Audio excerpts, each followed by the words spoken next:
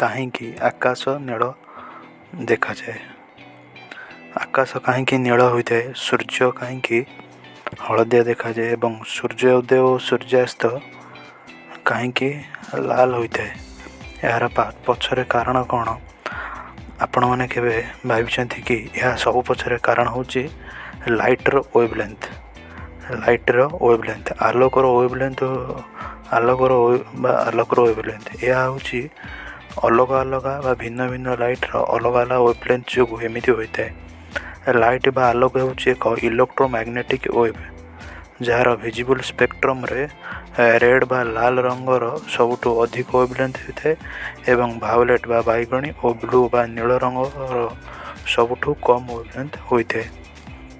ଆମ ବାୟୁ ବା ପବନରେ ଯେଉଁ ଗ୍ୟାସ୍ ବା ମଲିକ୍ୟୁଲ୍ ଅଛି, ଯେମିତିକି ନାଇଟ୍ରୋଜେନ୍, ଅକ୍ସିଜେନ୍ ବା ଅମ୍ଳଜାନର ମଲିକ୍ୟୁଲ୍, ବ୍ଲୁ ବା ନୀଳ ୱେଭଲେନ୍ଥକୁ ସବୁଠୁ ଅଧିକ ଡିଫ୍ଲେକ୍ଟ କରିଥାଏ। ତେଣୁ ସାଧାରଣତଃ ଆକାଶ ବ୍ଲୁ ବା ନୀଳ ଦେଖାଯାଏ।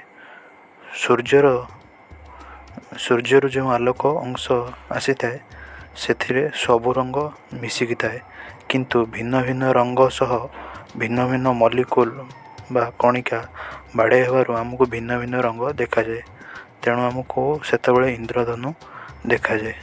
ଯେତେବେଳେ ବାୟୁରେ ଅଧିକ ପ୍ରଦୂଷଣ ହୋଇଥାଏ, ସେତେବେଳେ ସେଥିରେ ସ୍ମୋକ୍ ପାର୍ଟିକେଲ୍ ବା ଧୂମକଣିକା ବେଶୀ ଥାଏ, ଯାହା ନାଇଟ୍ରୋଜେନ୍ ଓ ଅକ୍ସିଜେନ୍ ପାର୍ଟିକେଲ୍ ବା କଣିକାଠାରୁ ବଡ଼ ହୋଇଥାଏ। ସେହି ଧୂଆଁ କଣିକା ୟେଲୋଇଶ୍ ବା ଈଷତ୍ ହଳଦିଆ କଲର୍କୁ ଅଧିକ ଡିଫ୍ଲେକ୍ଟ କରିଥାଏ।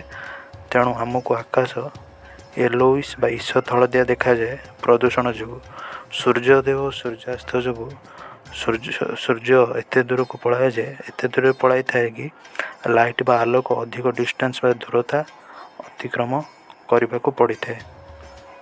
ଯେହେତୁ ରେଡ୍ ବା ଲାଲ ରଙ୍ଗର ୱେଭଲେନ୍ଥ ସବୁଠୁ ଅଧିକ ହୋଇଥାଏ ଅନ୍ୟ ଅପେକ୍ଷା, ତେଣୁ ଅନ୍ୟ ରଙ୍ଗ ବା ଅନ୍ୟ କଲର୍ ସବୁ ଡିଫ୍ଲେକ୍ଟ ହୋଇଯାଇଥାଏ, କେବଳ ଲାଲ ରଙ୍ଗ ଆମ ପାଖକୁ ପହଞ୍ଚିଥାଏ। ତେଣୁ ସୂର୍ଯ୍ୟ ଲାଲ ଦେଖାଯାଏ। ଏହି କାରଣ ଯୋଗୁଁ ମଧ୍ୟ ଟ୍ରାଫିକ୍ରେ ରେଡ୍ କଲର୍ ବା ଲାଲ ରଙ୍ଗ ୟୁଜ୍ ହୁଏ ଏବଂ ଏହାକୁ ଡେଞ୍ଜର ମଧ୍ୟ ସୂଚକ ବା ଇଣ୍ଡିକେଟର ରୂପେ ବ୍ୟବହାର କରାଯାଏ, କାରଣ ଯେତେ ଧୂଳି କିମ୍ବା ଫଗ୍ ହେଲେ ମଧ୍ୟ ଏହା ଆମକୁ ଅଧିକ ଦୂରତା ପର୍ଯ୍ୟନ୍ତ ଦେଖାଯାଇଥାଏ। ଭିଡ଼ିଓ ଭଲ ଲାଗିଥିଲେ ଏହିଭଳି ଇନଫର୍ମେଟିଭ୍ ଭିଡ଼ିଓ ପାଇଁ ମୋ ଚ୍ୟାନେଲକୁ ଲାଇକ୍, ସେୟାର ଓ ସବସ୍କ୍ରାଇବ୍ କରିଦିଅନ୍ତୁ। ଜୟ ଜଗନ୍ନାଥ।